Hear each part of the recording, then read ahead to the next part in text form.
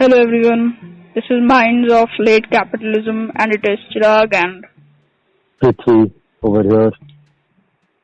We are going to talk about existentialism and various philosophers who have done work related to existentialism today, and also a little bit about how there is an ongoing quote-unquote digital revolution according to Brian Rose on London GLTV. So, speaking of existentialism, let's start with the basic definition to make you all understand what existentialism means.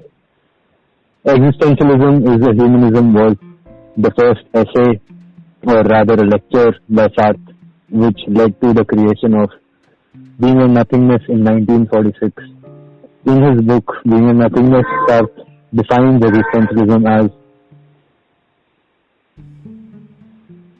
man first of all exists with no predetermined nature or purpose.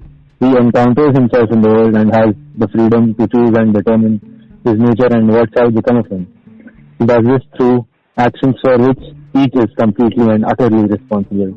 In a sense, man first of all exists, encounters himself, surges up in the world, and he defines himself afterwards. So, existentialism was created much long ago by the father of existentialism, Soren Kierkegaard. Chirag, would you like to talk about him? yes, but first of all I would like to talk about the impact on society, existentialism and its impact on society.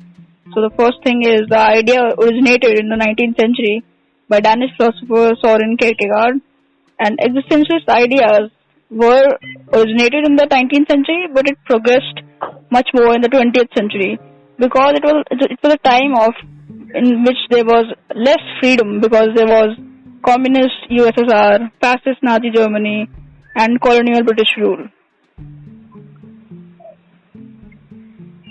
So the despair that many existentialists articulate about has been done till 1970s and continues to this day as a popular way of reasoning.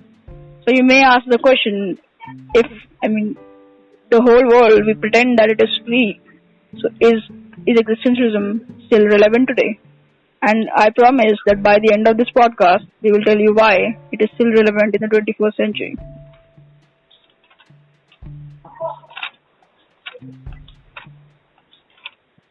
So, starting with Soren Kierkegaard. Soren Kierkegaard was a philosopher and theologian, and he was a Christian, but unlike many others, he wanted to become a Christian within Christendom. His hero was Socrates. Something his father told him when he was young that haunted him a lot, that thing was that he won't live past 34. And this thing led to anxiety and dread within him, which also I think was a reason for his literary production. So according to Kierkegaard, there are three existence spheres in which a person exists. The first one is the aesthetic.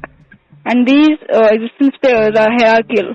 The aesthetic, if you consider, is the basement of existence. Your existence doesn't really matters that much or isn't fruitful. The ethical is maybe the first floor and the religious the second floor. So let me start with it. The aesthetic is designed to give pleasure through beauty. The aesthete is interested in manipulating people and situations. Now the second thing is the ethical. In the ethical, the moral principles dictate the person's behaviors. This is also termed as super-ego by Freud. So this is an interesting thing. Soren Kierkegaard talks a lot about anxiety and things which are ethical spheres. Don't you think that if he existed in a time which was not as much early, maybe if he existed in the 20th century, he could have been into psychology?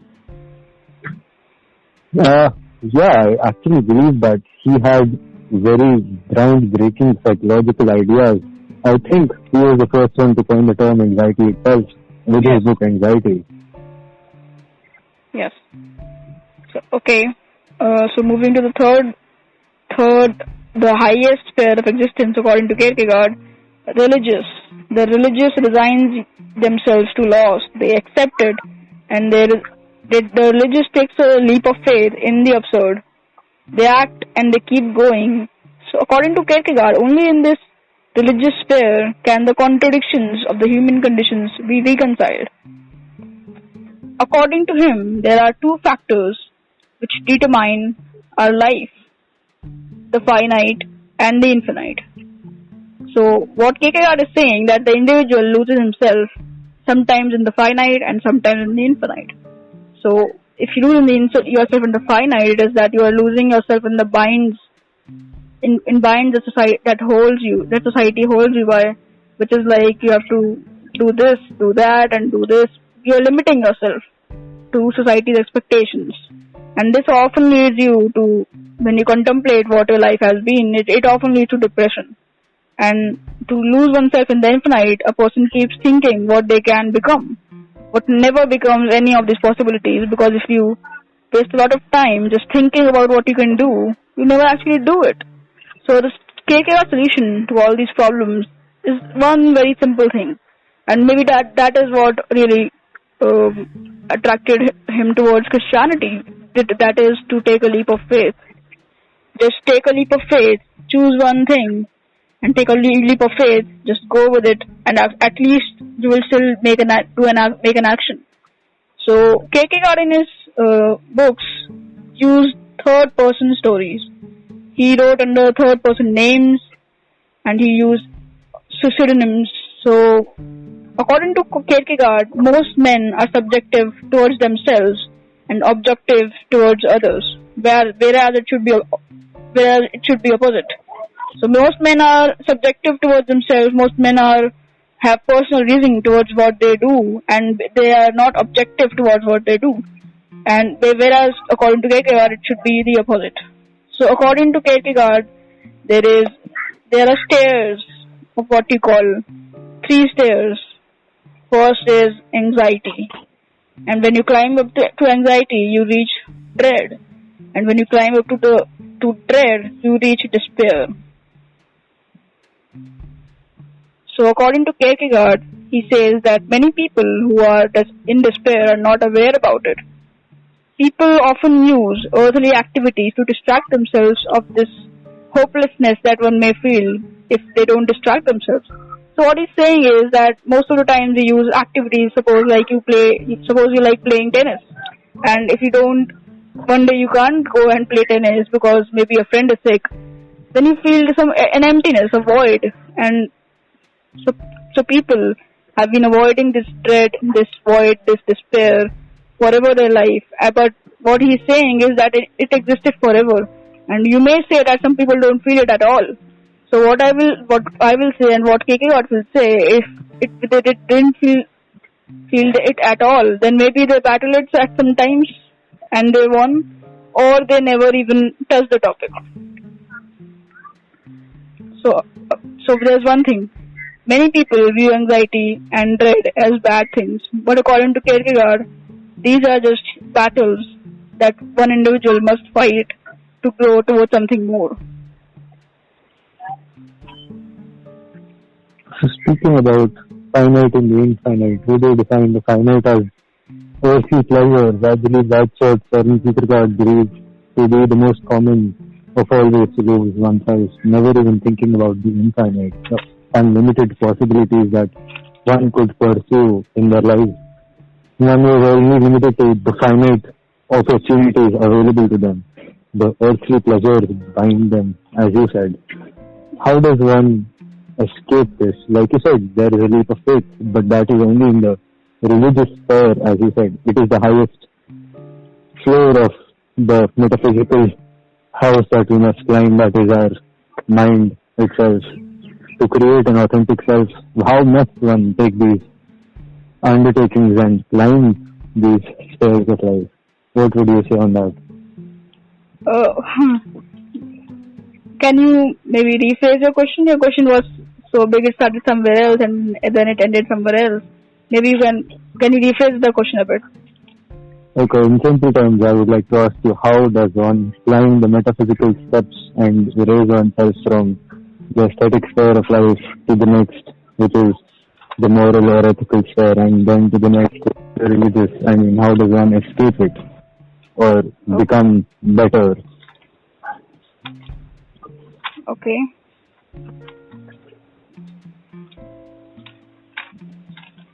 Well, one second. So, what Kierkegaard also said that when you exist in one sphere, it is impossible that you are living your whole life in one sphere. Maybe at some time of the day you are living in aesthetic, you're being an aesthete, and sometimes you take moral decisions. And so it is to philosophize, you have to judge which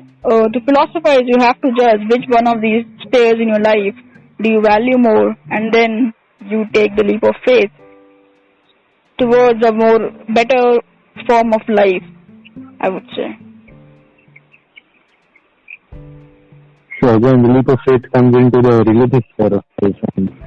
The aesthetic is lost within that, isn't it? The aesthetic would always be lost in the earthly pleasures, and the ethical would always be lost in taking moral decisions. While they may exist in different spheres at different times of day, doesn't mean that they are able to escape them completely at any point of time, unless they actually make the effort. Yes, the thing is that I wouldn't say that the leap of faith comes in the religious one. You always have to take the leap of faith at some point of your life. Doesn't mean that, you can be an atheist and you still have to believe in something, right? Yeah, I agree with that. And so what I'm going to say is that it doesn't mean that you have to be in the highest sphere to take a leap of faith. Maybe the idea of the leap of faith originated in Christianity, but every person today living has to take a leap of faith at some point, has to believe in something. So here comes the point of, I would say, freedom. People believe that they are only supposed to, as you said, the aesthetic sphere of life is binding oneself to the societal norms. Where is freedom, and how does this idea of freedom come into existentialism in this way? The anxiety creates it, or is it the other way around, that the freedom is anxiety itself? Anxiety, according to me, comes with the infinite. Because when you realize it, every action that you take makes you a different person. And when you have multiple choices, you have the freedom to take one choice and go in a particular direction. So this is where anxiety comes. That, oh my God, what am I going to become? Wouldn't you agree with that? So I think I agree with your point that the anxiety comes because of the freedom to choose. The freedom to choose who you become, the freedom to choose what you do. Of course, anxiety, as Soren Kierkegaard once very rightly said, and this was your quote, I'm sorry for stealing it, anxiety is the dizziness of freedom. But how does this come into the current situation? What is the relevance today while we are living in a lockdown created by a pandemic? How does this anxiety help us, or rather existentialism as a philosophy help us, while we are locked down in our houses and afraid for what the next step has to be, how the world will change after all of this? Yes, so one thing that it is very clear is that the world after this COVID-19 pandemic is going to be a different one. And again, the thing is that we have different choices, what you may do in this pandemic and what you may become, or what, and even a bigger question is that what the world may become. Will you be living in the same world after this pandemic ends? I don't know. And so hence, yes, people may feel anxious, but there's again, you have a freedom of choice, you have freedom of action, and therefore don't let anxiety blur you out your freedom. But anxiety is, as I said, and as Soren Kierkegaard said, and you agreed, that anxiety comes from freedom itself. So, there are many different ways the world could turn out. How would you tell our listeners to cope with this anxiety rather than to, it is something, anxiety I believe is something that is to be dealt with. Even Soren Kierkegaard believes that despair and anxiety are just obstacles in your life which, when conquered, could make you an authentic self. Yes. So is coronavirus a chance to create a better self out of ourselves, rather than viewing it as something that might change the world itself and not just us. Yes, the coronavirus is obviously a chance for you to create a better world. What I actually meant when I said that anxiety originates from freedom. But here is an example that from you get the freedom to choose, and then there's the anxiety of what you may do. But the freedom, when the freedom that you actually had, the anxiety which you produce, slowly blurs out the freedom that you or control that you originally had. So this is what I meant before. And so we want to talk about the David Icke interview, which made us really question ourselves in this time of the pandemic. He made several questions that made us anxious and that made us question whether we are really free. Not only did, definitely we should talk about David Icke, but before we go forward with it, we should discuss the ideas that he put forward before we actually talk about what happened when he put them forward, because that becomes a point of freedom rather than anxiety. Yes. So the David Icke interview. Yeah, go on. Yeah, in the David Icke interview, what David Icke basically said was that this whole coronavirus will take away your rights. A whole different world, totalitarian world will be made up where coronavirus vaccines are mandatory and in the vaccine there will be nanobots who should track you.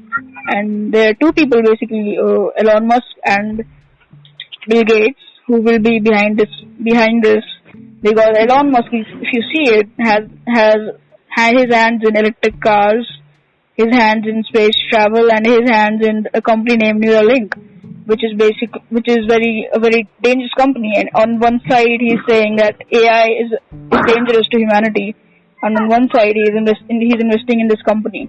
And Bill Gates is because he is the second biggest WHO investor, and he has also asked for permissions, and I think he has got the clearance to manufacture vaccines. So if it gets passed through, vaccines will be necessary, and only citizens who have taken the vaccine will continue to live normal lives. And what he predicted was a very scary thing, that humanity, our total existence, is being controlled by a totalitarian state. So, speaking of Elon Musk, before we go forward, we should make this clear that we do not in any way agree with these opinions, but while we do believe that skepticism is necessary, they are compelling in some sense. But again, Elon Musk recently came out replying to a fan about a tweet that he posted on Twitter. He posted that our liberty should not be taken away. It is the first right that Americans hold as American citizens to roam and practice their freedom in whatever way they choose to, as long as they are not, going against any laws of the country. And he agreed with that. So I don't know how this relates to Elon Musk. But again, talking about Bill Gates, it relates to Elon Musk in ID 2020.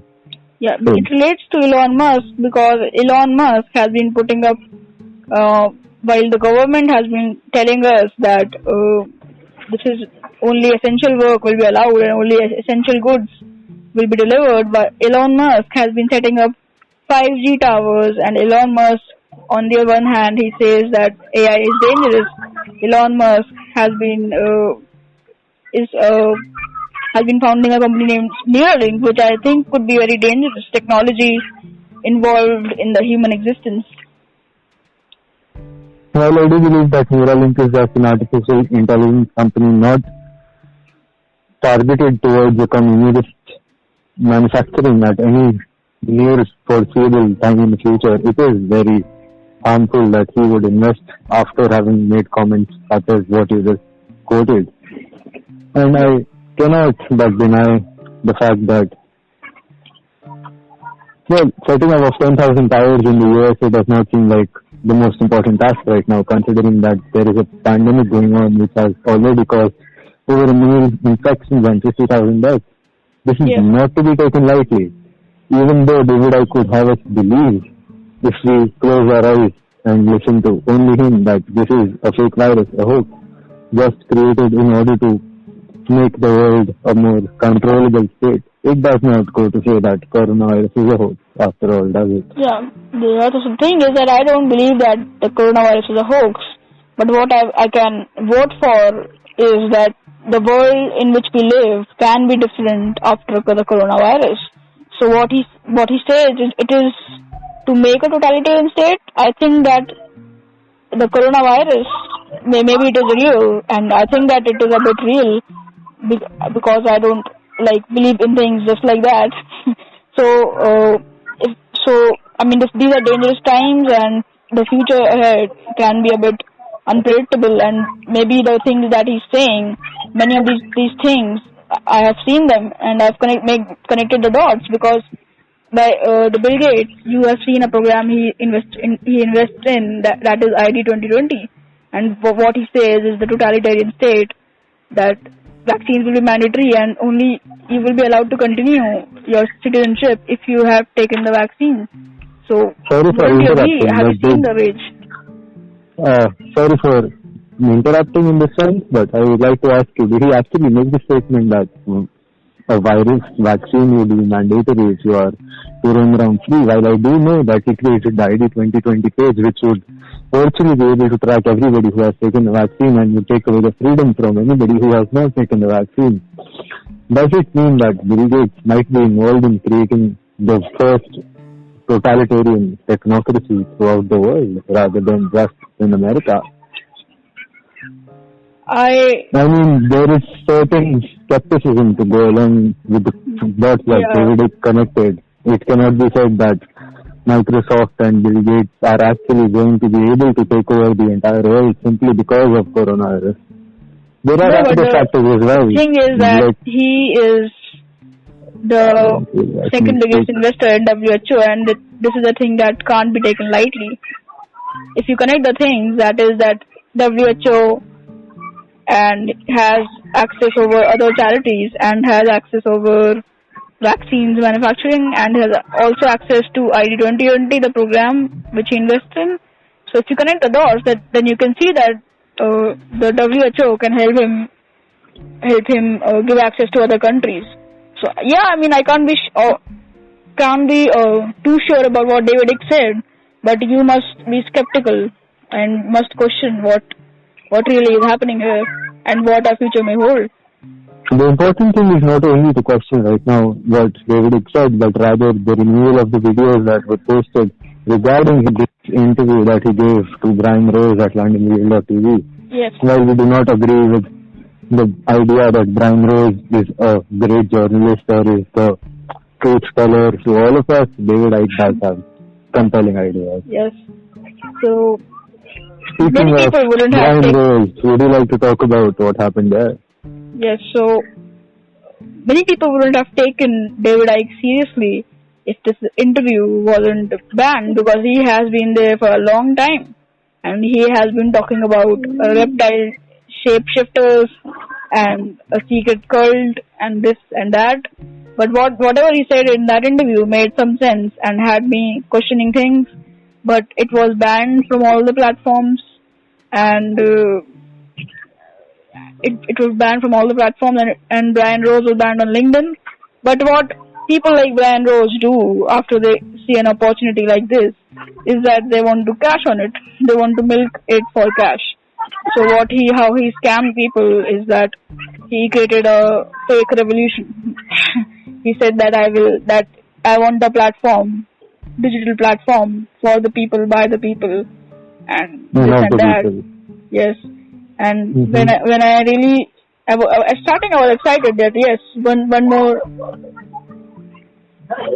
Yeah, when we talked about this yesterday, we were actually excited about the digital revolution and him creating, quote unquote, a digital freedom platform which would be able to give viewers an unrenewable content on his own website, or rather an application that he was working on. Then the truth came out. So did I explain to the viewers? Yeah, and the truth is that how much money do you really think it comes that you need to upload a video free of other platforms. To be honest, if you're going live, then it may need a bit of money, and that is less than $100,000. And to be honest, if you use WordPress or anything, then it can be done for free.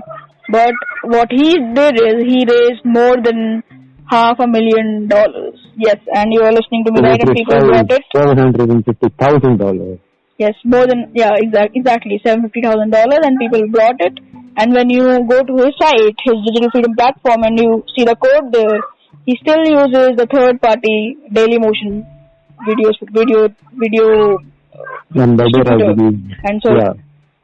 and so I actually dig a bit more deeper, and then I found the Dailymotion site and saw if there are any paid programs, and there were none. There were two. One was a bit advanced, and both were free.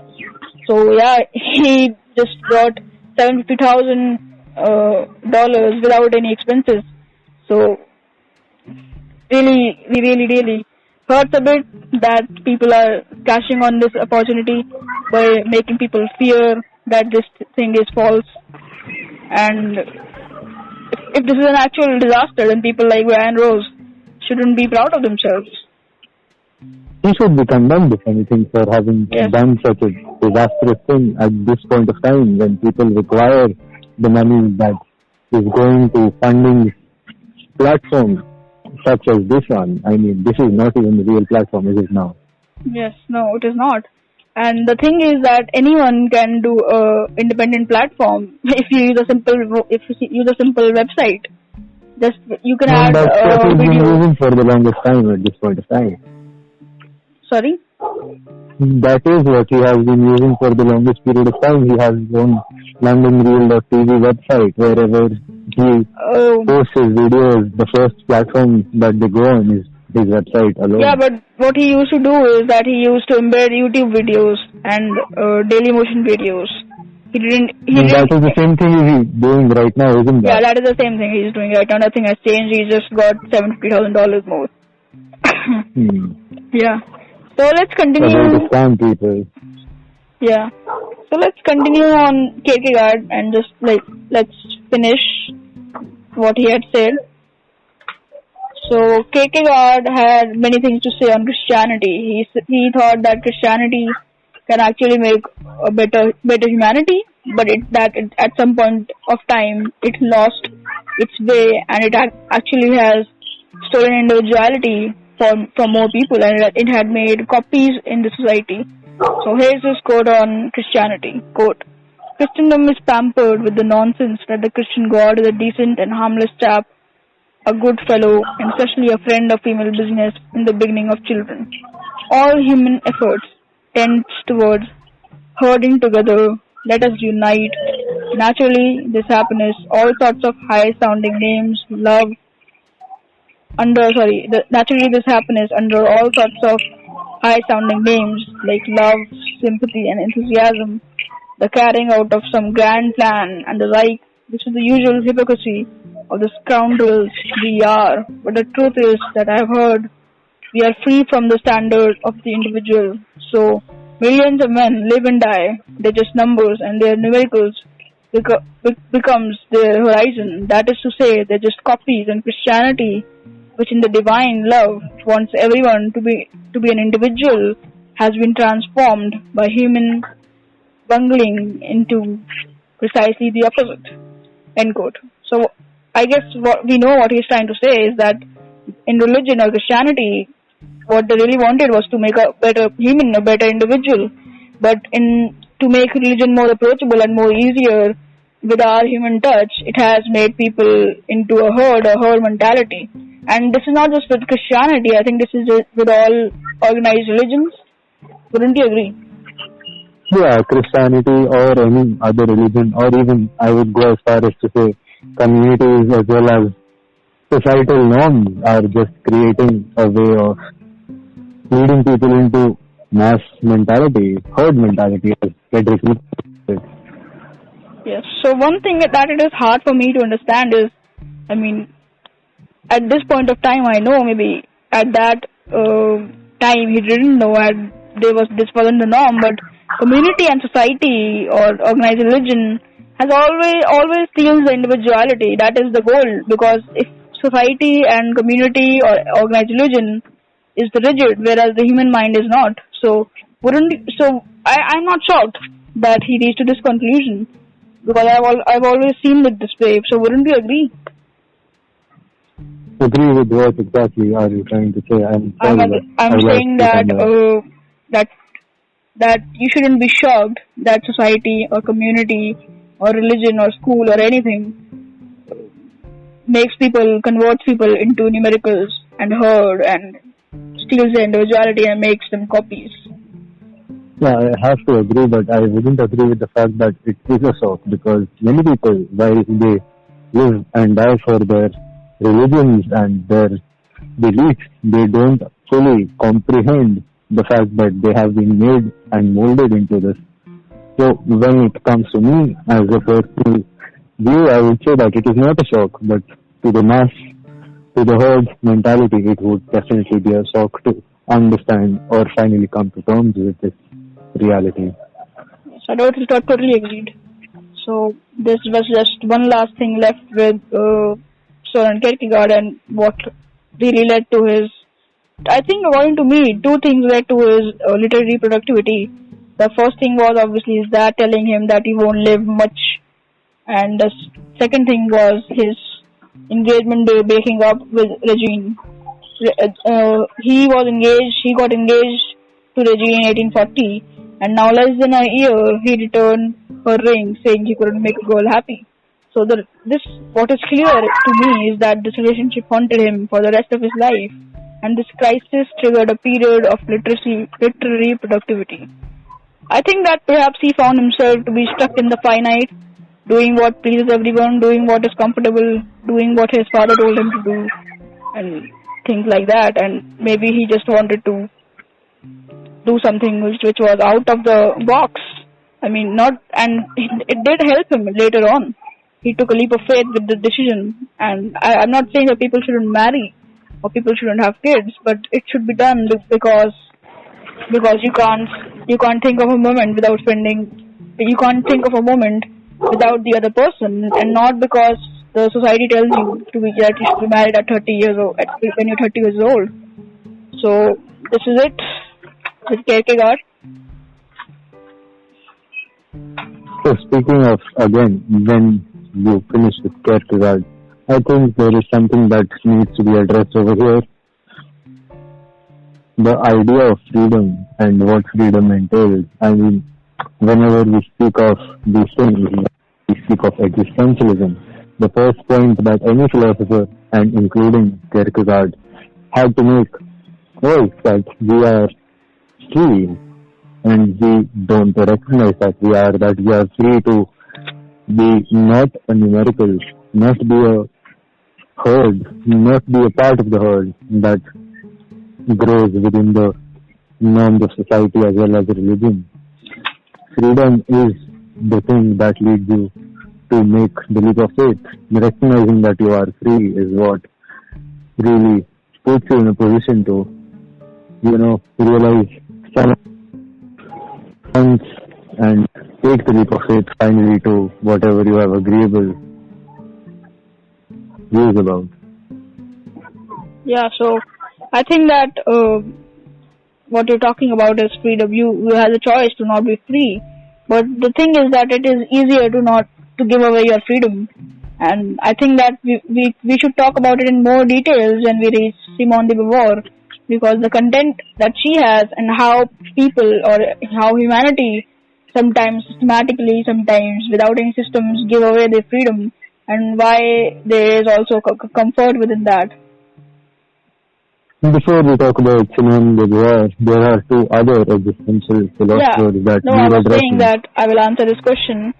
We will cover this question when you talk about Simone de Beauvoir, because in her works she has talked in detail a lot about how freedom is given away, and in what kind of different type of systems and different type of people, how they give away their freedoms. So I think that we should address this question there. Alright, but before we move forward, do you think that a revolution is actually happening? right now in the world, with so many Americans coming out on the streets to protest against being taken away, having their freedom taken away, having their liberty taken away, having lost the ability to roam freely. Do you think that there is actually a revolution coming up, or is there just a rebellion? Let's rewind a bit. Century ago, when the Spanish flu or influenza hit, people were quarantined then, and I don't think there was any revolution then. I mean, if this pandemic is real and it's absolutely dangerous, then I don't think there's any need to rebel, because yes, you have the right to liberty, you have the right to be free, but you should do what is right in the situation. And I think what people should be scared about is one thing, that is not that you're not able to get out of your houses. The thing is that when a pandemic at this scale hits the world, and the thing that many countries get emergency powers, wouldn't you agree? I think that the point you're trying to make over here is that rebelling over a real disease is something that is, I would say, very dumbly. It is a dumb decision. The point I'm trying to make is that there is nothing to rebel now, but it may be later, because the emergency powers that people are wielding right now, they wouldn't want to give it up later. Now, wouldn't you agree upon that? If it does happen so that we are denied our freedom once the pandemic is over, I agree that we should rebel. But what does it entail to be a rebel? Would you like to talk about that more? Yes, so I will talk about The Rebel, and which was written by Albert Camus. So when I talk about Albert Camus, it will mostly be related to his book The Rebel, because of the current situations that we are going through. Okay, so let's start. According to Camus, a rebel is a slave who has taken orders all his life, suddenly decides that he cannot obey some new command. This new command obviously infringes his rights of freedom, and thus to resist the man must rebel. So when the David Icke interview was removed, normal people were angry, and hence they became rebels, because it is the right to free speech now. I mean, you can only go to a one extent. You can keep people in their homes, but you can't ban people from talking out. So people stormed at Bill Gates' Instagram pages, and they commented that we will not tolerate this. A few days ago, Bill Gates could fool them, but now he could fool them that he is a philanthropist. But let's talk about Bill Gates. What qualifications does he really have to be pushing medical policy? I don't think he has any medical qualifications as such, but he does have certain shareholdings in various pharma companies, I would say, many other corporations. He is after all a capitalist. So the only thing is the system that is failing us, and I'm sorry to blame capitalism right now, but I will blame capitalism, because to wield such power right now is because he is a money maker. And so, yeah, people are pretty clear that they won't take it, that vaccines shouldn't be manufactured by that guy, and it shouldn't be mandatory. So better to die, quote, better to die on one's feet than to live on one's knees, end quote, John Paul Sartre. Okay, so another thing that he talks about in his book is envy and resentment. Many people now... What are you talking about? I think you should give the listeners a name before we start off. Sorry? This is about Albert Camus, isn't it? Yes. The quote was about Jean Paul Sartre, but this is about Albert Camus only. Okay, so envy and resentment. So, a few seconds ago I mentioned the rich, the capitalist system. Many people will say that I envy the rich, and many people will always say that we envy the rich like Bill Gates and many others because we ourselves are not rich, and if we could yield that wealth, we would have. So many people try to deviate the topic from the rebellion to that, yeah, this is all because that you envy them. But that is not the case. We are just defending the right to free speech and choice. It is our choice whether we want a vaccine or not, and you can't coerce us into it. Rebellion is the act of an educated person who is aware of their own rights, not someone who is envious or lives in resentment. Because if you do rebellion because you are envious, then that is not true rebellion. So, yeah, that is in my defense. I think I was actually defending what I said about Bill Gates and the rich getting into politics. So, would you like to ask something? Before I ask anything, I would like to quote Voltaire over here. I may not agree with what you have to say, but I will die for your right to. I will defend your right to say it to death.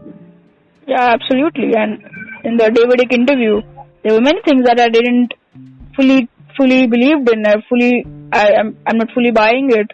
But yeah, he didn't deserve his interview to be banned. Censored the way he did. Yeah, because he didn't violated any of his community guidelines. He said everything in a good way. And when Brian Rose asked him that what should we do, David, he didn't say anything with that, but that was like we should be violent or anything. He said that we should do things in peace.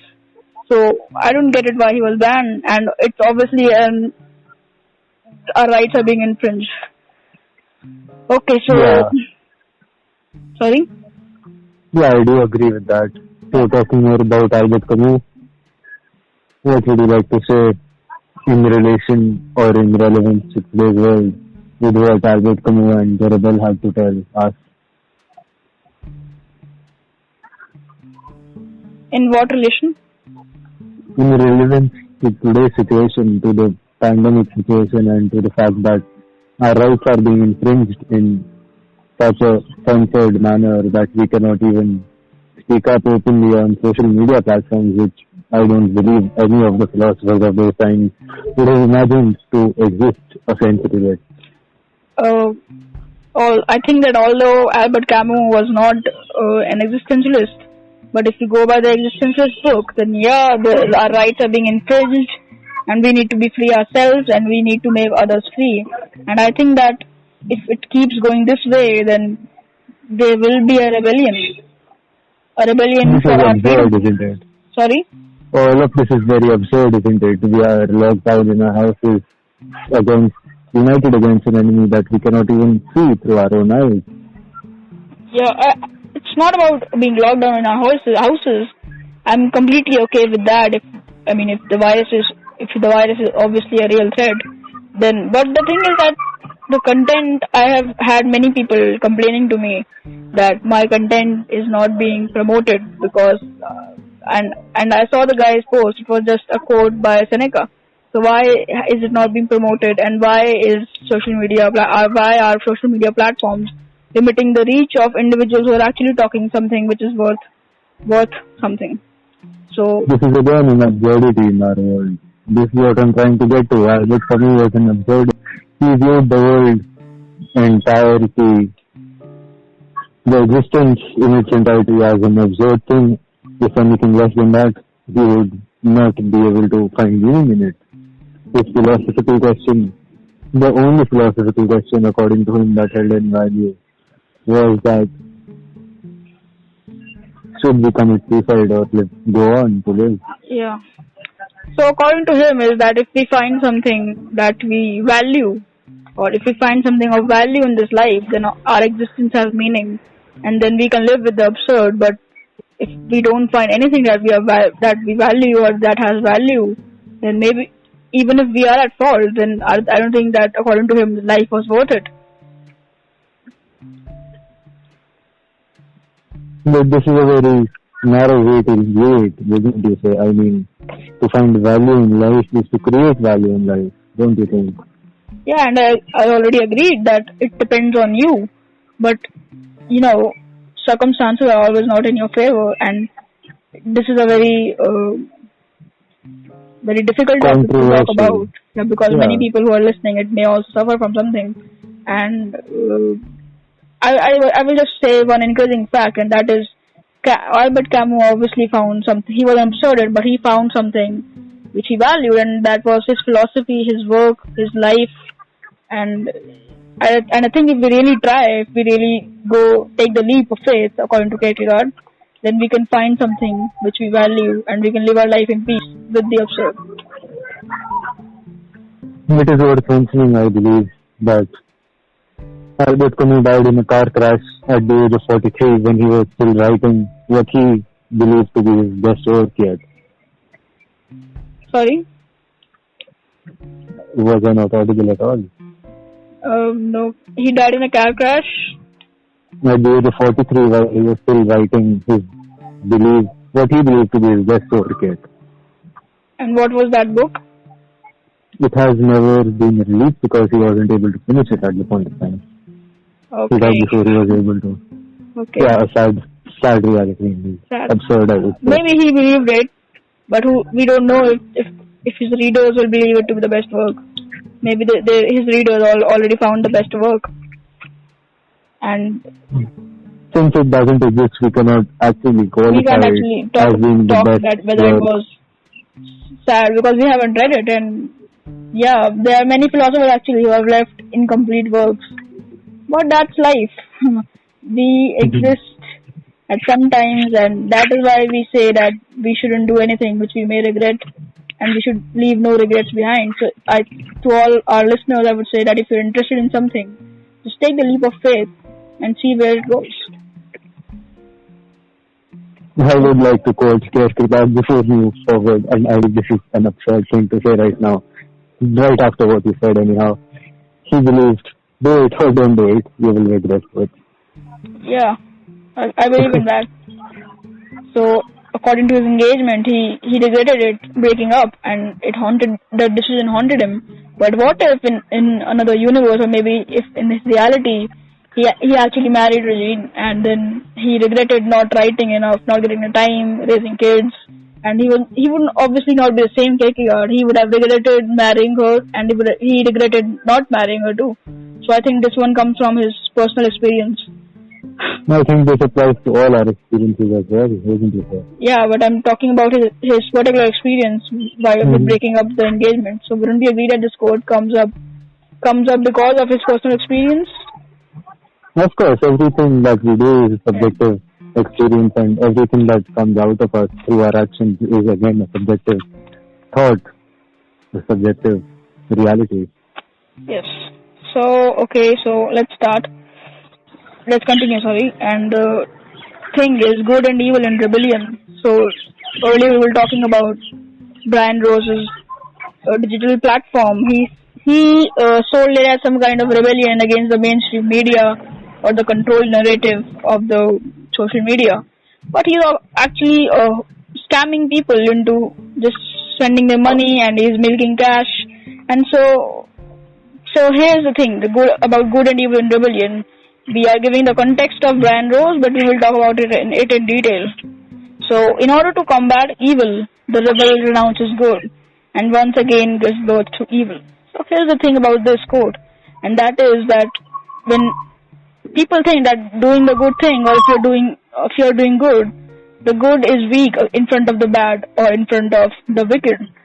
So, to beat people who are doing the bad things, the rebel renounces good in his life, and again gives birth to evil. So take an example of, I've already given the example of Brian Rose's digital revolution. I think that if people do it like that, then it will be a bad thing. And another example from history would be French Revolution, and many other revolutions actually it started on ideas of liberty, equality, but soon it degenerated into something bloody. So I think we can compare here the digital revolution that Brian Rose started, also something like too democratic, for the people, by the people, from the people, and something like that. But when we dig in deeper, it was a total hoax. I think comparing it to democracy is false view, or at least not the best of ways to compare these two things, because democracy, the idea of democracy is supposedly that people choose who will govern them, who will represent them, and it will be for them that the government is made, and it is made of the people of the same country itself. I mean, after all, democracy cannot be brought down to the same standards as Brian Rose brought down his basic platform to. Can we say that? Although it does have its own, I think it has some similarities. Of course, but because he did use a similar code which is used in democracy, for the people, by the people, from the people. So, I mean, he did try of the people, by the people, from the people. He did try to scam people that I will free you, I will be your voice, like many politicians scam people. So, yeah, I think that I will take up my stand that I think that it is a bit similar on the values of freedom. I believe I will take the opposite stand over here, because while democracy is not perfect in any manner, I'm not trying to say that it is, but even so, he's coercing people by bringing up freedom as though it is being taken away from them and not from him. It is actually he who is earning through the people watching every interview that he releases, not us. Even if we are gaining information and knowledge through the interviews, he is nevertheless scamming people who actually believe in him. Yes, so here's the thing that democracy is a scam. I would not say that it is a scam. Everybody does have a right to vote, even though there are discrepancies throughout the world in existing democratic countries too. Even in India itself, there have been many cases of discrepancies which have led to recounting of votes, and many booth capturing incidents are common in India as well. But democracy at its core is I think you misunderstood me. The thing is that there are on the social media and on blogs, there are many media platforms that are not mainstream and that become your voice, and similar to many politicians that are good and that become your voice. So what I was trying to say, that many politicians and many people like Brian Rose will try to scam you, and I'm not pointing out the system. I'm just pointing out people in the system and people in the media. Yeah, people in the system and people in the media are bought by each other at the end of the day. Doesn't mean that. I don't think you should compare democracy itself as a system to Brian Rose and his digital freedom platform, is what I'm trying to say. I think I will compare anyways, but okay. I think our viewers will have something to say about this. Let's hear their opinion would be. Moving forward, I was saying actually that he promised people to be their voice. He promised people to be their voice. He promised people a bit of freedom, uncensored. So it can't be directly compared, but the values are a bit similar. That is the only thing that I'm saying. Democracy did not give him those values. While they do have existence found in democracy as a system, it does not mean that he did not steal them from democracy rather than himself creating them. Where does this come from then? From the people, by the people, for the people? Yeah, these values of the people, by the people, for the people. That is what you're trying to say, first of all. And yes, second of all, it is not my point that I'm trying to compare. He wrote this in his caption. So yeah, he wrote it. That does not mean that democracy did not exist before his platform did, or his digital quote-unquote revolution did. He stole it. He straight up stole it from the idea of democracy. Does not mean that you can compare it to democracy, can you? I'm not comparing it. I'm just saying he promised it. He stole it. I'm saying the same thing. I'm not comparing this whole system, the whole giant system, to this one tiny incident. Anyways, let's move forward. So the only thing that I was saying is that his fake revolution started like something which promised values, freedom to people, and which degenerated into a scam. Do you believe that while we were talking about the rebel and Albert Camus, I think you mentioned a point that is relevant to Brian Rose and social media platforms themselves. Do you believe that Brian Rose is trying to, by taking donations from the people, trying to create his own platform because he himself is envious and resents the social media platforms and the tycoons who are controlling them. Do you think that that is where his idea of revolution came from rather than from actually telling the truth to people? I didn't get your question. Can you rephrase it a bit? Okay, so you talked about how envy and resentment can lead to a false revolution, and this is, after all, a false revolution, wouldn't you say? Yes. So, do you think that it actually stems the idea of revolution that he created for everybody who has donated to the platform? He created it because of his resentment of social media tycoons like Mark Zuckerberg and Microsoft owner Bill Gates. Don't you think that it is envy that led him to do this? I don't know his motivations behind the plan, but what I can tell how the events unfolded is that it was a fully planned scheme. Maybe it was starting it was envy and resentment. I can't tell what his motivations were. To be honest. Yeah, but then again, he always has been heard and he has talked about social media behemoths, as he calls them, all the time. It is another dot to connect, I think, that the viewers should think about, even if you don't agree with it, that the idea might have come from envy, and this is very relevant to the fake revolution created by him. As Albert Camus said, any revolution that comes out of envy or jealousy or resentment is not a real revolution. Yes. Yeah, that's actually an excellent point. Thank you for the excellent point, because it's actually an excellent point. If his revolution, fake revolution, comes from envy and resentment, then it's not a true revolution, and at some point people will see it for what it is. Yeah, exactly, and that is what has happened today, as we have viewed in so many comments, and Brian Rose had actually been deleting these comments, and that is actually something horrifying. Actually, the thing is that when you take someone's money, you answer to them. You should be answerable to them, and he isn't answering to be a donation, and that is why he is not actually accountable to anybody. No, but how is he not accountable to anyone? Suppose if he should be accountable, but he asked it as a donation rather than a service that he is selling to people. He did not sell it as a service. He asked it as a donation to him. I think that everyone is accountable at some point, because even if you're not, and we will hold him accountable, and that is exactly what we're doing. Yeah, right, and it's just as simple a gesture. It's just answering a question that some of your donators are having. So So anyway, let's start a different topic. Sorry. Let's go with it. Okay. So, between good and evil. So, humans have always been at battle on what is good and evil and what to do. But we are still far from a conclusion, and there will be none. There is no one answer that can be dictated to everyone, and they will follow it. And I believe that it's because everyone has had a different life, a different journey, and has different morals and different principles. So, according to Camus, in The Rebel, men are lazy and rather than cowardly, and that they prefer peace and death to the liberty of discerning between good and evil.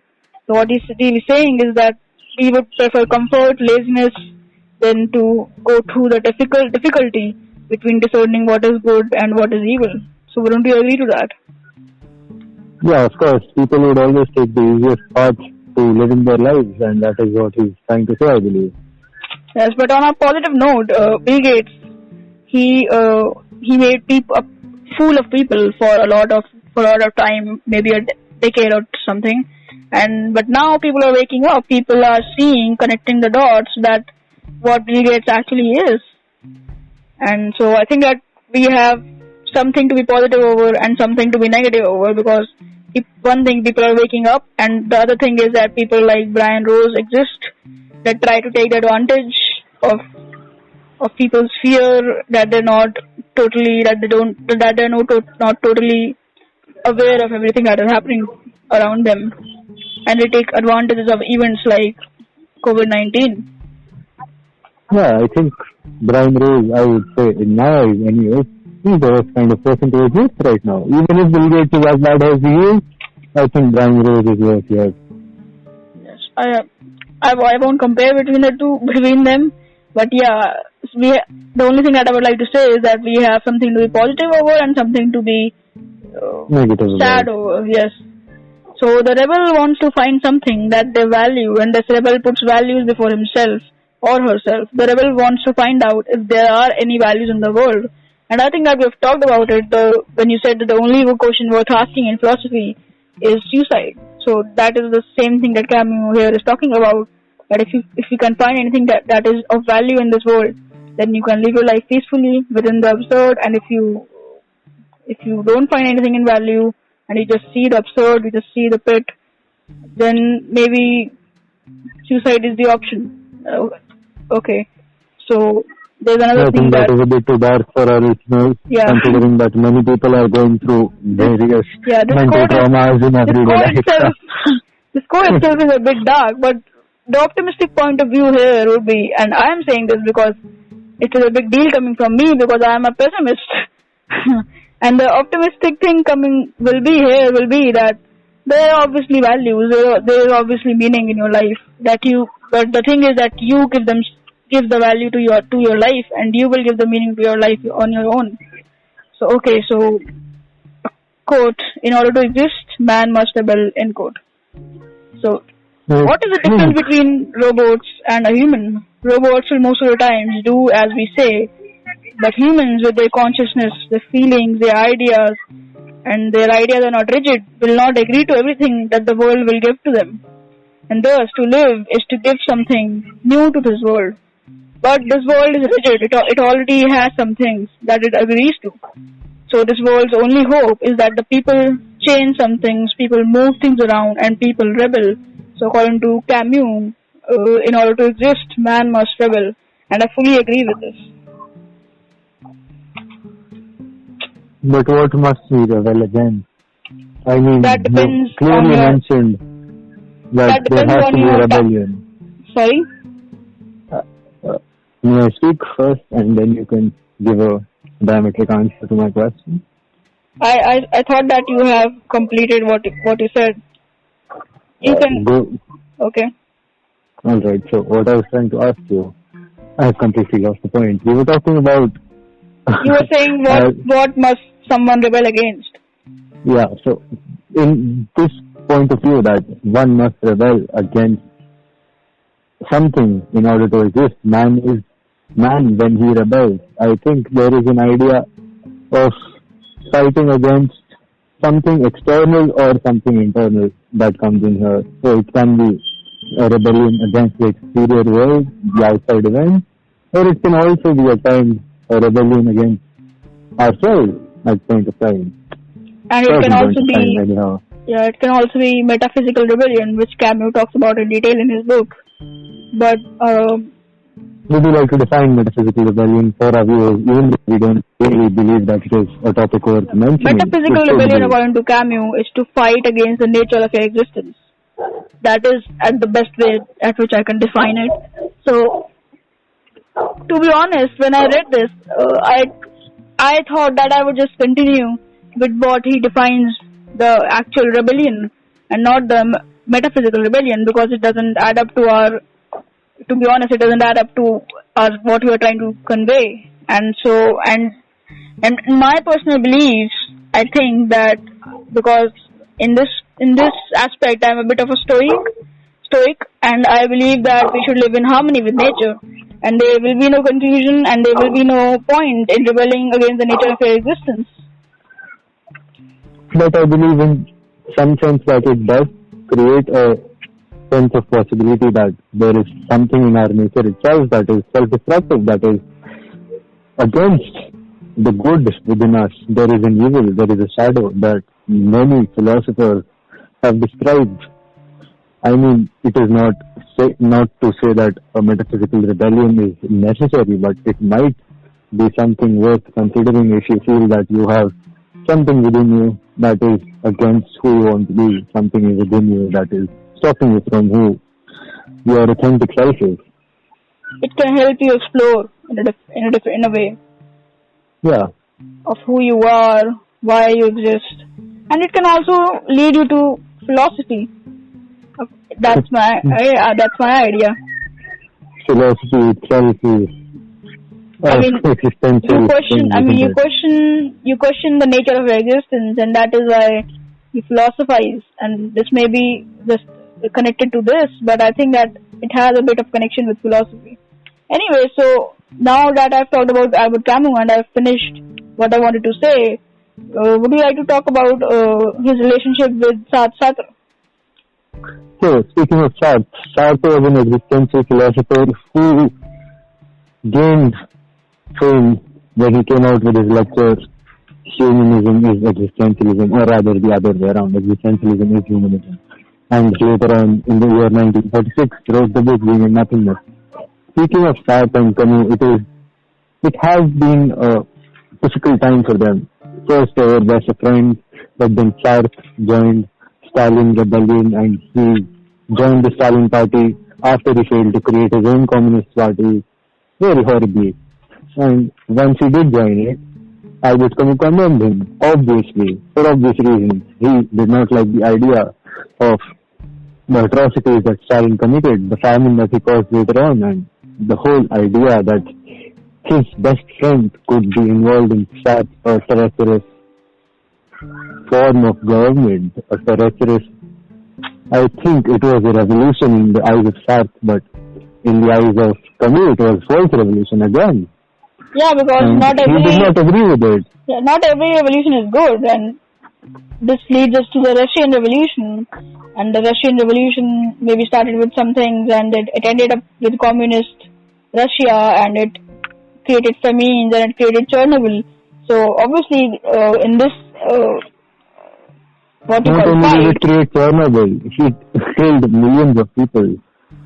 Yeah. 6 million to be exact. Ukrainians were killed because of what Stalin did during his tenure as dictator of Russia. When I say that it created Chernobyl, it's because of the poor economy, they couldn't. I mean, this may be a bit controversial, but they couldn't accommodate all the possible safety measures. I think it wasn't just the. It wasn't just but I mean, US. It wasn't just the economic perspective that created Chernobyl. It was a deep, sickened disaster that came out of the lies that were spread by the Communist Party during that tenure. And speaking of Sartre, let's talk a bit more about him, shall we? Yeah, sure. So, Sartre, as we earlier defined, he defined existentialism as a humanism, in that he agreed that existentialism and humanism are the same thing, because while he defined existentialism as something which creates value for everyone out of their own selves, I mean, existentialism in its essence means that every man is responsible for themselves. His idea was that the outlook that human beings, I quote, the outlook that human beings have the power to make free will choices to create their own values and determine who they will become. There is no reliance upon a supreme deity or human nature to give us our value. We should instead derive human value as self-created through the continuous undertaking of projects in the world. Existentialism defines man by his action, according to him. And whenever existentialism comes in, there is a certain anguish that comes in with it, with the realization of one's immense responsibility towards themselves and towards the entirety of humanity. And I quote, "Thus the first effect of existentialism is that it puts every man in possession of himself as he is, and places the entire responsibility for his existence upon his own shoulders. And when we say that man is responsible for himself, we do not mean that he is responsible for his individuality alone, but that he is responsible for all men." What he's trying to say, I believe, through this particular quotation is that every human being is not only responsible for their own freedom, for their own choices, but rather that every choice is interconnected, and every choice that we make leads to something entirely different for another human being as well. For example, if we choose to, let's say, buy a certain mobile phone, it leads to a rise in the share price of the certain company, and in connection with that, a certain employee gets a salary on time. A certain employee doesn't get their salary on time if consumers decide to boycott a certain brand of mobile phones. So in that sense, everything is interconnected according to him, and not only are we responsible for our own actions, but our actions also lead in some indirect way, at least, in creation of subjectivity for other human beings as well. We are responsible for them as well when we choose to do something or not to do something. Yes, but according to Simone de Beauvoir, I think she had opposite ideas, and she thought that... no, I don't think that she had opposite ideas, but she derived from the ideas of doing nothingness. That she had was that you said she had the same all ideas, she valued freedom too. But the idea that she had was, which we will talk about later, that man is responsible for their own freedom and for their own denial of freedom. Sorry? Yeah, but she also believed that man is not only responsible for his own freedom alone, but she also very deeply believed that everybody who is free is also responsible for the freedom of others. I mean, this idea that came into ethics of ambiguity came from, or was rather founded upon, being a nothingness itself. She has mentioned it herself in the book, and we cannot deny that Sartre wanted to build his own ethics, but Simone de Beauvoir pursued this before he had the chance to, I believe, because he was too lost within the confounds of being a communist at the time. Yeah, her book, The Ethics of Ambiguity, was, I think, at some point influenced by Sartre's works. Yeah, definitely was. So I wanted to ask you a question that, I mean, it all sounds good when you say that man is responsible for his own actions and that man is also responsible for freeing himself and freeing others. But how far do you think that this philosophy can really go in the real world? I mean, in practicality, I believe that it is something that has been made by earlier philosophers as well. I mean, I don't believe that this is the first time somebody has posited that freedom is not just a sole action, rather freedom comes when freedom, the idea of freedom, the essence of freedom comes when we realize that we are free, and then again when we realize the impossible possibilities, the infinite possibilities, as Soren Kierkegaard mentioned, that anxiety comes in over there. Because after all, whatever we choose to do has an effect on the external world. We don't exist as a subjectivity cut off from the external world. Everything, every action we take has a certain effect on the external world. From watching a Netflix series to, say, going out to get groceries. So I wanted to ask that, I agree that our actions affect the world.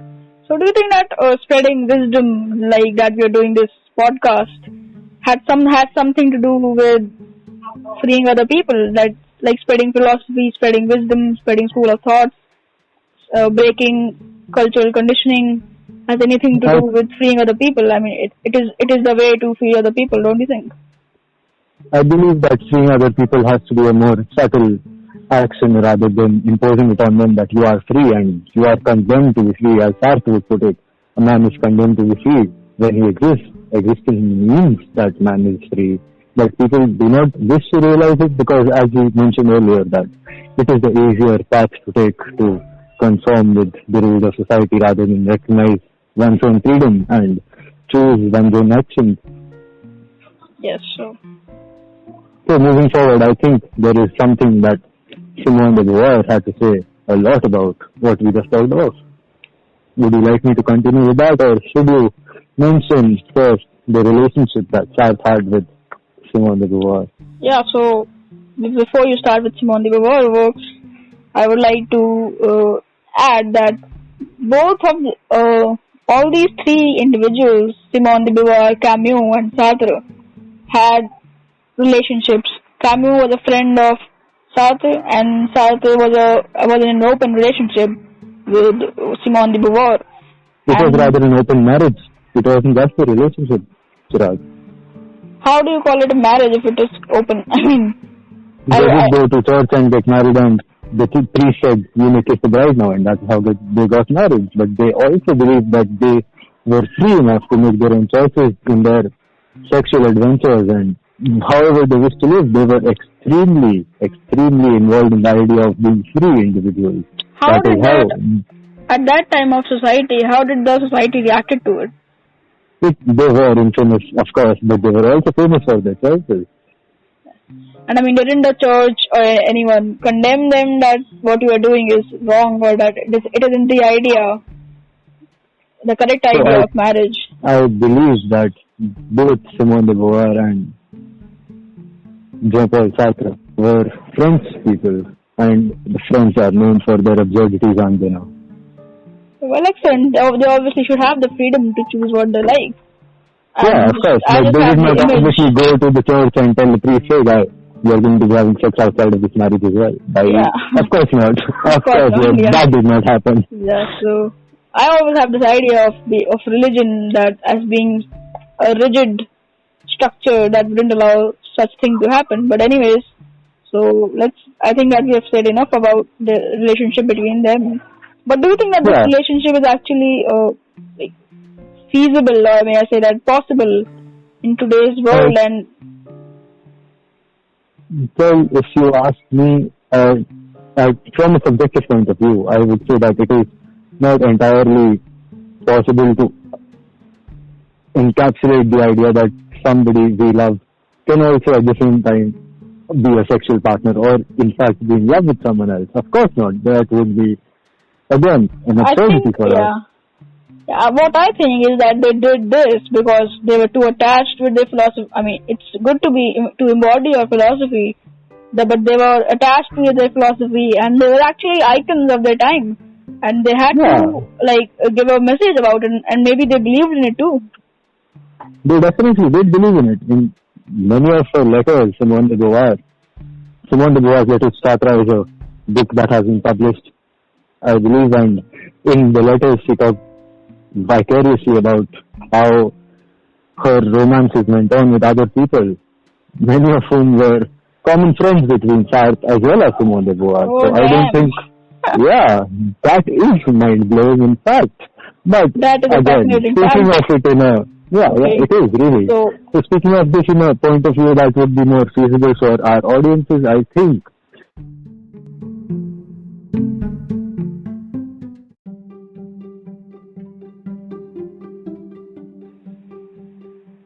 yes. So, speaking of the relationship going forward, I want to make one remark, last remark. The whole idea that comes into my mind because of the relationship was like, this is just a joke. I just wanted to make a joke, and that is existentialist much. Wouldn't you agree? It was totally an existentialist relationship. I think they did embody their philosophy, but not everybody would be open to the idea of having a polyamorous or a polygamy relationship. I mean, the idea of love in our mind has transformed into one of possession in some sense, or rather it came out of it. It is not just now that it is turned into, oh, I possess my partner, or rather that I love my partner on the condition that he or she does not go around sleeping with other people or being friends with the idea people of who marriage. are being sexual partners earlier. Yeah, the idea of marriage actually came up with the idea of ownership. That is not a very fascinating thought at all, no? Yeah, that is, so maybe they were rebelling against that. Yeah, perhaps. So anyways, let's continue. Moving forward, would you like to mention the test of freedom as talked of by Albert Camus? I think this is very important before we move forward with Simone de Beauvoir.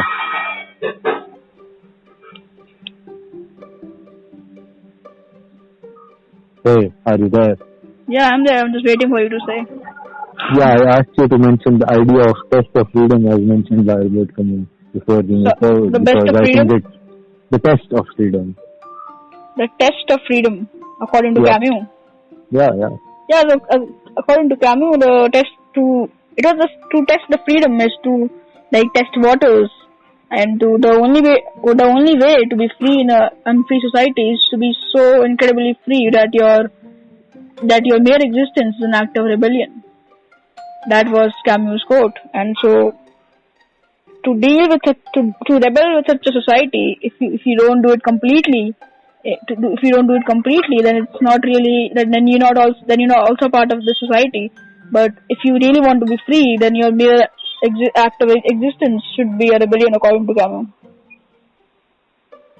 So talking of rebellions and the fact that rebellions occur in a certain situation wherein there is an oppressor and there is an oppressed class of people. And I don't agree with the idea of antagonizing either of the one classes, but it does so happen that there are certain classes that are oppressed against and certain classes who are the oppressors. So speaking of this idea, moving forward, I think Simone de Beauvoir had something very deeply concerning to say. And I quote, "Their life is a pure repetition." She's speaking of oppressed people over here. So again, I begin. Their life is a pure repetition of mechanical gestures. Their leisure is just about sufficient enough for them to regain their strength. The oppressor feeds himself on their transcendence and refuses to extend it by free recognition. The oppressed has only one solution: to deny the harmony of that mankind from which an attempt is made to exclude him, to prove that he is a man and that he is free by revolting against the tyrant. In order to prevent this revolt, one of the ruses of oppression is to camouflage itself behind natural situation, since, after all, one cannot revolt against nature. So, having said this particular quote, I think it is very relevant to today's situation as well, because if, and I say if with a very expressive tone, because if this coronavirus is in fact a hoax, which I do not completely agree with, but the idea is enticing.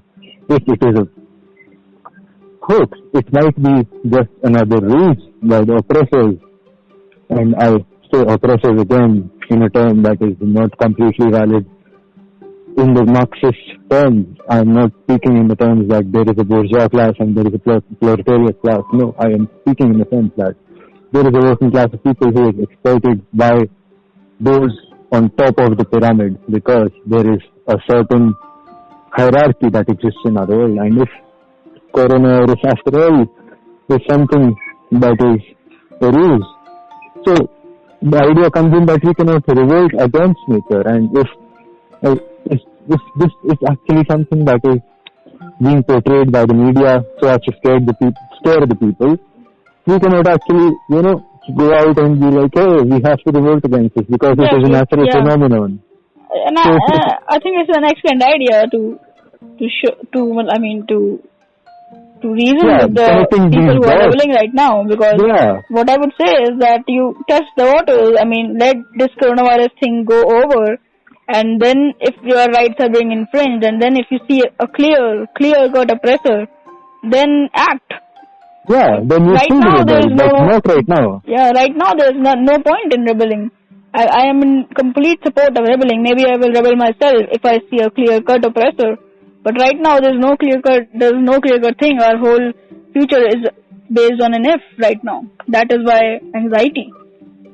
But then again, this idea is very, I think at least, stimulating in the sense that if this is a ruse, if this is something that has been created as a ruse for us to be distracted by and to be completely overtaken by and to think that we cannot rebel against it. Again, I'm not in support of a rebellion, but it is a horrifying thought. It is? It is a horrifying thought to think that this might be ruled by the oppressors. Yeah, but a rebellion can't be based on ifs and buts. It is based on actual reality. Yeah, exactly. I'm not saying that it should be rebelled against right now. I completely agree with you right now. But if there turns out to be an oppressor who is feeding on your transcendence and is denying you the freedom to be a part of the mankind which he or she is excluding you from, then there will be a clear-cut reason to rebel after this thing is turned over. Yes. So, speaking more of Simone de Beauvoir, first of all, I believe there needs to be the mention of the idea of how she perceived freedom So, in her eyes, the idea of existentialism being a humanism was something that she based her entire ethics upon. When she talks about freedom, she thinks that every man is responsible for their own actions, but she believes that there are many ways through which men deny their own freedom or are disingenuous to their own existence. Yeah. And by being disingenuous, I mean to say that they do not fully either comprehend their idea of freedom or they are in total denial of it. In some cases, they might don't even know refuse that to the freedom exists. Yeah, exist at all. So the only solution to that is to push the limits, do something which is not being done in your society or maybe in churches or anything. If you're in a community. I think to say what you're saying right now is to oversimplify her ideas. So maybe I should go forward and tell her ideas and then we can make a larger discussion on it. Yeah. So she had 5 categories under which she thought that humans would be disingenuous towards their own existence. 3 of them are not as common. No, actually, 2 of them are the most common ones. The subman. Let's talk about the subman. The subman is the man or a woman, of course, who goes on to believe that they are unfree. They are living in a world that is controlled and they have no choice whatsoever other than to be controlled by somebody else outside of their own subjectivity. They are the ones who are used by those of us who want to commit atrocities. They are the most easily lured people, the people who would go on to commit crimes in the name of somebody else entirely, whom they may not even particularly be acquainted with. Okay, so what do you have to say? I think I have to question you here. And the thing is that what do you think? What state of existence do these people exist in? I think the subman himself exists in a aesthetic sphere, but even to that he is not completely true. I mean, comparing this to Kierkegaard's idea, I think would not be entirely feasible because he has a different idea of freedom, and Kierkegaard, while his idea of freedom does seem valid as well, his idea was not. I think that you are a bit wrong here, but okay. I mean, please go on. Please give me an argument of what you think a subman would be. There are 3 spheres of existence, and what I'm asking to you that he defined the spheres of existence, and she defines the subman, someone who is used as a tool, someone who is not aware of their freedom, someone who commits atrocities. And so what I'm asking you is that what level of sphere do you think that the subman exists in? See, I told you that when we talked about this, that when we are talking of spheres of existence, I don't think that he is exactly referring to how free they are, but rather to the choices they make using their freedom. While the subman doesn't even know that he is free at all. I mean, aesthetic, as you said, is chasing earthly pleasures of any different kinds, and when we are talking about ethical, they are trying to maintain their life under the certain sphere of being a moral or amoral person, right? So they are aware on a certain level at least that they are somewhat free to choose, but a subman is not at all aware that he is free. So comparing this, I think that would not do justice to either of them. Yeah. So I wanted to ask you another question actually, and this one is a bit more simpler, and it's not that complicated. The thing is that Friedrich Nietzsche came up with a similar idea, and that was the overman or Übermensch, which is something that is the complete exact opposite of this one. This one is in a negative sense of way, and the Übermensch was in a positive way. So would you agree that they are the complete opposites? I think when Nietzsche talked about Übermensch, first, before we talk about Übermensch, we better define for our audience is what Übermensch actually refers to. Übermensch means, according to Nietzsche, a man who has evolved from being a human being to a superhuman. He also called it as Overman, in German terms, Übermensch. So when he spoke of Übermensch, he believed in a certain evolution of man. the evolution first started off from being a child to then being a camel, and then after all of these evolutions to becoming a lion. And when he talked about Ubermensch, he believed that it would be because, again, I have to quote this if we are going to talk about Ubermensch, and please bear with me even though it's a overstated quote.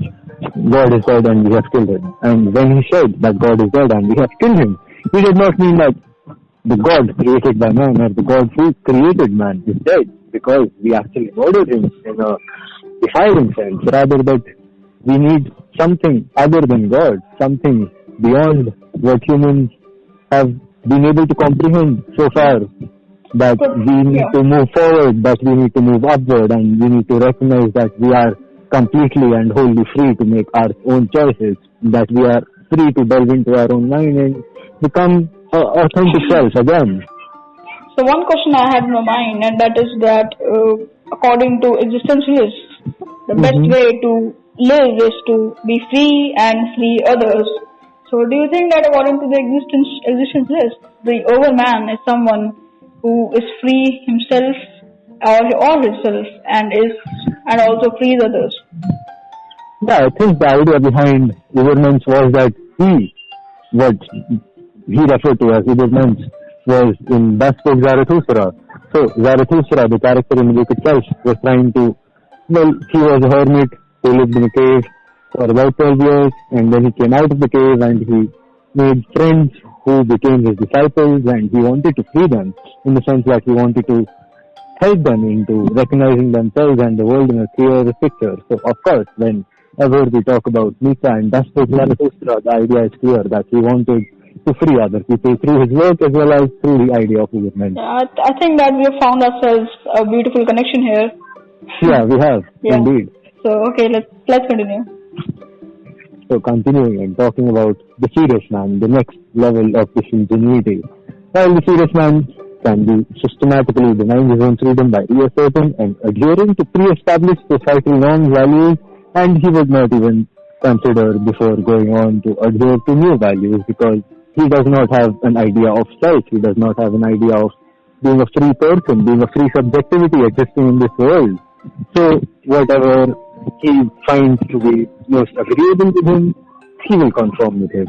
That is what the idea of a serious man is. And when we think in comparison to the subman, the serious man is not really any better, is he? Because while the subman is easily manipulated, the serious man is manipulating himself into agreeing with others. So serious man is manipulating himself. He is thinking that he is free, but he is bringing explanations to why he is free. He is bringing explanations on the table to how he is free rather than why. He doesn't even think of a meaning. He only assigns meaning to certain values that are pre-established or outside of himself rather than finding his own. Wouldn't you agree that this is like every person who believes like serious man according to Simone de Beauvoir. According to Simone de Beauvoir as well, this was the most common type of man that exists. Yes. Man or woman, I would say, because in the sense that people might think that they're feminists, but guys, we are really inclined towards feminism over here. Okay. So, speaking of the next kind of man, we have the nihilist. The nihilist recognizes that there is no inherent meaning of the world itself. And to say that there is no meaning assigned to our lives, that there is no meaning of the universe, and we exist in a vast void of nothingness. Now, Simone de Beauvoir again thought that this is a false way to live our lives because she thought, at least she believed, I would say, that freedom is an idea of ourselves, and again, the idea comes in that we are free and hence we are free to create ourselves rather than to have, in a sense, pre-existing before we created. So I think this again is another disingenuous attitude which is common among people who find themselves in the category of intellectuals, philosophers, capitalists, anything. They could be anybody, but they are not as common again. Yeah, I've actually dealt with this idea of being a nihilist, and the thing is that scientifically you can't deny it, that you can't deny the nihilist that your existence is meaningless. Like the same existence may be repeated somewhere else. But the only argument, that philosophical argument that I have against the nihilist is that if you don't want your life to be meaningful, then only you will be a nihilist, according to me. Yeah, according to Simone de Beauvoir, being a nihilist, again, it's a choice. It is out of our own freedom that we choose to be nihilistic, that we choose to assign no meaning to our lives, that we choose to be free, but we still don't recognize that we are free to create our own meaning through various projects. And talking about projects, we come to the adventurer. The adventurer is the kind of man who would create projects for the sole reason of creating a project, for pure love. It is not a pure venture in which he creates projects, and rather he falls into servitude of the subject or the project, as I said earlier. He alienates his own freedom, and he or she alienates his own freedom, regards mankind as instruments, means to end, and he employs himself as a false freedom. This is to say that he thinks that the ultimate value, according to Simone de Beauvoir, is in the object or project that they undertake as an existence of freedom. I mean, this is to say that freedom only exists for creation of projects for the fun of it, rather than for assigning meaning to our own lives and to others' lives through our projects. And she believes that Nietzsche was an adventurer, or at least so I've heard. She did not write she did not write diversely about Nietzsche herself, but this is the category she would believe Nietzsche to fall in, although I don't agree with her necessarily, because Nietzsche wanted others to be free as well. Yeah, I don't agree with that too. So, wouldn't you say that at some point, the idea of the subman came from the overman or the Ubermensch? I don't think that it came from the Ubermensch, but I think it may have been influenced from Das Book Zarathustra all the same, because there were many characters who put down Zarathustra for being a hermit, for not being able to, give clear cut lessons on how to be this Ubermensch. Rather, they believed, the subman believed that he was preaching rather than practicing what he was saying. I believe that this idea may have been at some point influenced by Das Book Zarathustra. Yeah, Das Book Zarathustra definitely. Yes. Anyways, continue.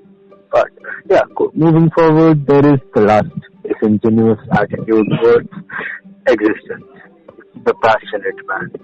I think before I start, we should mention that the passionate man is very likely to go on to become a dictator, and Adolf Hitler might have fallen into this category. So, speaking of the passionate man, to the passionate man, object is absolute. I mean to say that he is disclosed only through an object. His subjectivity is only disclosed through his object.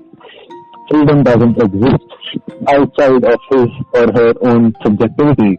Only the object of passion exists. He is really, really in love with this object, I would say, according to Simone de Beauvoir.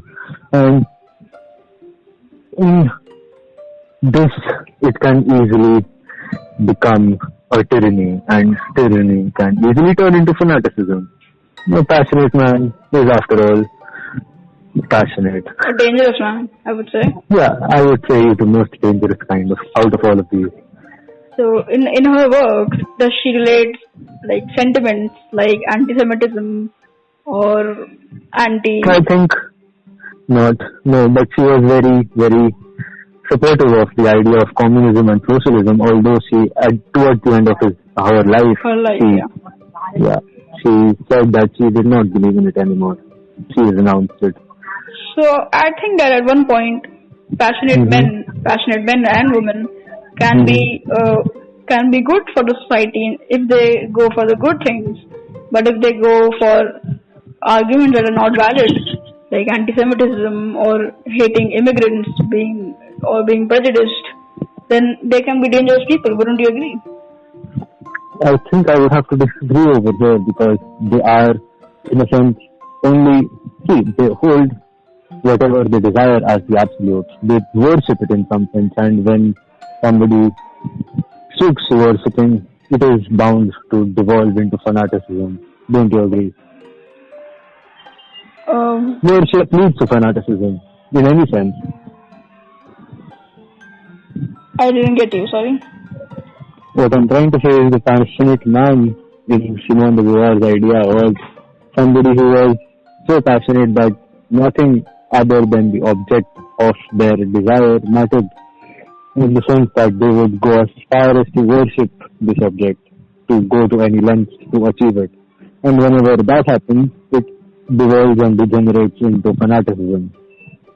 And where fanaticism is involved, danger is imminent. Yeah, so with fanaticism, with being extremely passionate about something, there comes extremism and there comes fanaticism. So what did exactly. you? Yeah. So what did I you? don't believe that passionate man, it can be a good thing for the society. No, I don't. Okay. I was just actually, I don't believe it too. This is the first time that I've actually heard this idea, to be honest, and I was just messing around with the ideas. All right. Yeah. I believe we've answered your question. So, someone like Soren Kierkegaard, who was, who believed in religion, who believed in Christendom. So wouldn't you say that he was also at some point in believing in his religion, being rightful, also was passionate towards religion? I don't believe he was passionate. He wanted to.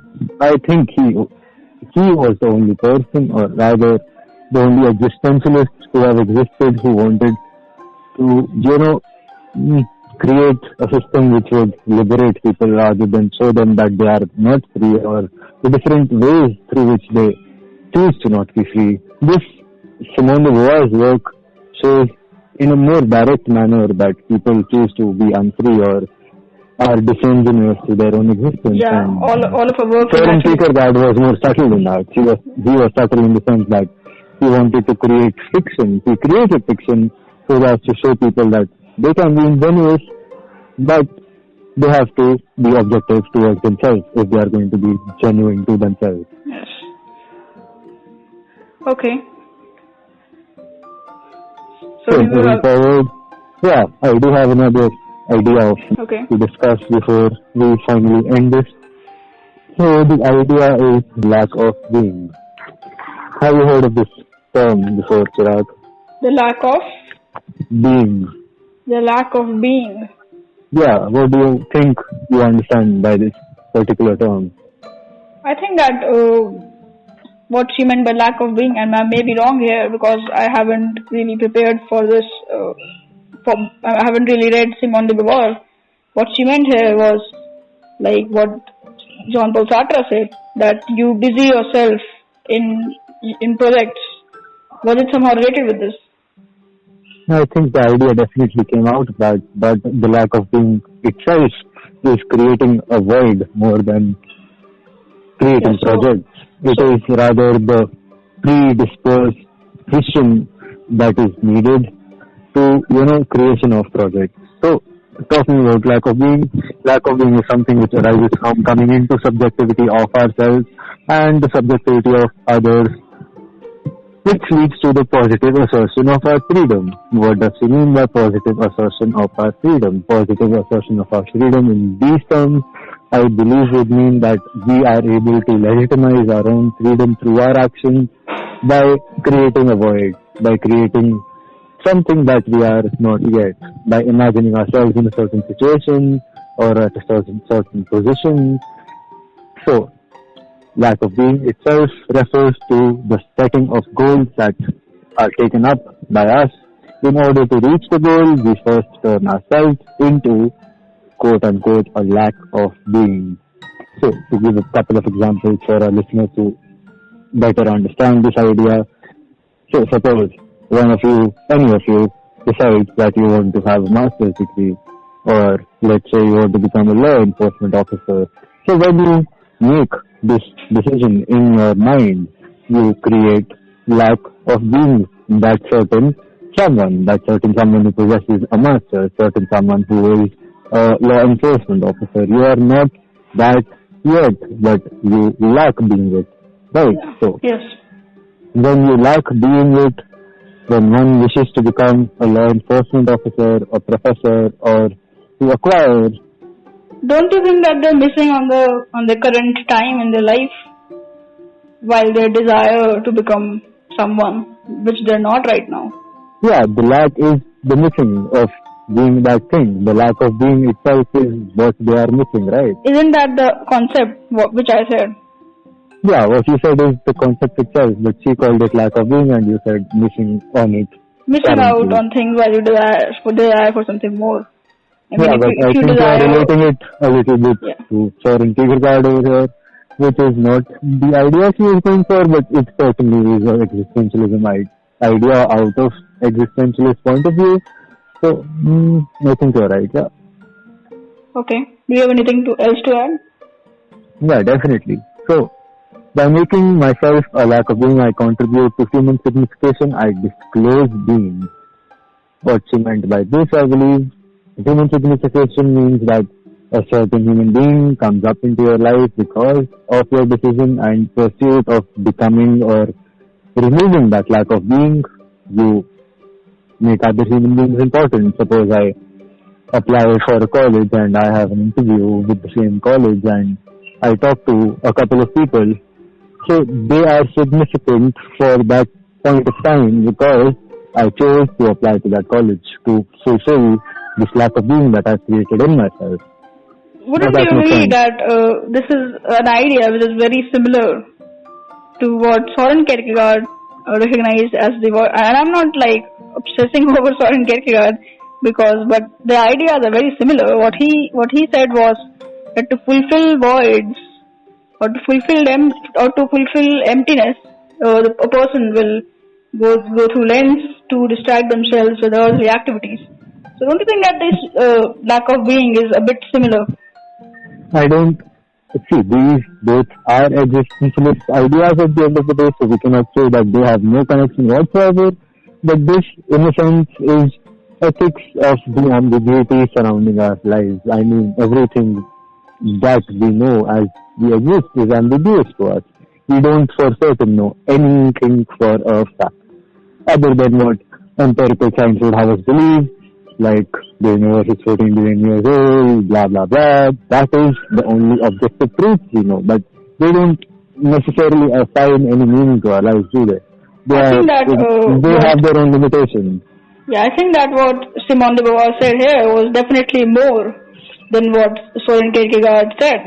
I mean, I'm not denouncing him. I'm just saying that what she said, the lack of being, this whole philosophical theory, explains a lot more than what Soren Kierkegaard said. But I think that in a way, maybe they are related according to me. Yeah, of course they are, because these are existential philosophies at the end of the day. Whether we discuss Sartre or Simone de Beauvoir or Soren Kierkegaard, I mean, they obviously will have certain connections. And even Albert Camus and Friedrich Nietzsche did work on existentialist questions, although they did not necessarily identify themselves as existentialists. Yes. So moving forward, by lacking the desired goal or undertaking and desiring to achieve it, she said, things will be significant to one's subjectivity. In a sense, to me, lack of being discloses a new subjectivity of the world which holds significance due to the lack of being. The world takes on a certain character due to the lack of being that a subjectivity I become. Being is doing nothing, renouncing freedom or setting up to be serious without any consciousness to an intentionality. Existence is an action. Men do not rebel against man. This is to say that men cannot rebel outside of the confounds of other people and other freedoms. So it denounces the concept of metaphysical rebellion. Yeah, because they cannot actually have any control over that situation. Yeah, we're not gonna. That is the reason when I was reading The Rebel, I decided to not really cover this topic. That makes sense at this point of time, but it is again a subjectivity. I mean, Albert Camus wasn't an existentialist; he was an absurdist. So his life was absurd. He wasn't an existentialist. Yes, he was an absurdist, but I mean, many of his works dealt with questions that were in a form of existentialism. Yeah, but there is a certain thing that I've tried to mention over here. Sartre's first work, which was Nausea, I believe, dealt with absurdities. I mean, he started out as an absurdist himself and later on dealt with the idea of humanism being an existentialism rather than being the other way around. Yes. So, men do not rebel against anything else but against men. And only men can be enemy of men. Only men rob men of meaning. We have interdependence on others. Like I talked about earlier, our freedom is not our own alone, but also creates other freedoms, or rather chances for other freedoms. Yeah. Now that you've said this, there is one question that that has been stuck with me for a long time, and that is that for an existentialist, an existentialist says that your duty is to free yourself and also to free others. But if for an existentialist, wouldn't the biggest sin be to deny others freedom? No, of course not. Because to be an existentialist is to recognize that you make yourself, and even to think that you want to denounce others' freedom is to create a void wherein you yourself become a tyrant. To be complicit with the tyranny is to be a tyrant oneself, isn't it? Yeah, I mean, but what I meant was that what is the existentialist rebelling against then? Suppose there's someone who is who is taking someone's freedom, so wouldn't the existentialist consider that person a threat, or wouldn't that be a bad deed for an existentialist? See, what you're trying to ask, as far as I have been able to comprehend, is that would suppressing the freedom of an oppressor be an act of trying to take away freedom itself? Is that the question you are going for? No, my question here is that when an oppressor actually oppresses someone and takes away their freedom, so wouldn't that be the greatest tyranny for an existentialist? Yeah, but existentialist realizes that would be a tyranny, and hence they would never go in that direction, I mean, the whole point of view is that to realize that you are free and to try your best through projects to free others. That is the existentialist point of view. Yeah, and that is why I think that this existentialist point of view, the question that I was asking you, and the question that this question raised within me because of the time that existentialists began, and there were many oppressors in those times, in the time that existentialism progressed in the 20th century, there were many oppressors, and so I think that is why existentialism really progressed in that time, and so we promised our listeners the answer that why existentialism is still important today. So would you like to give an answer to them? I think your question and my answer already gave an answer, but yeah, why not? Well, let's have at it. So, the relevance of existentialism in today's world, I personally believe, is that when you recognize that the ultimate task is to realize that you are free and to try your best to free others, you cannot be a tyrant. I mean, once you have come into the subjectivity of being an existentialist, when you have realized the immense responsibility on your shoulders to free others, not just yourself through your freedom, you can't but deny that you have to rebel. Yeah. And so what I really wanted to, if you don't have anything else on Simone de Beauvoir, do you have anything else? Please go on.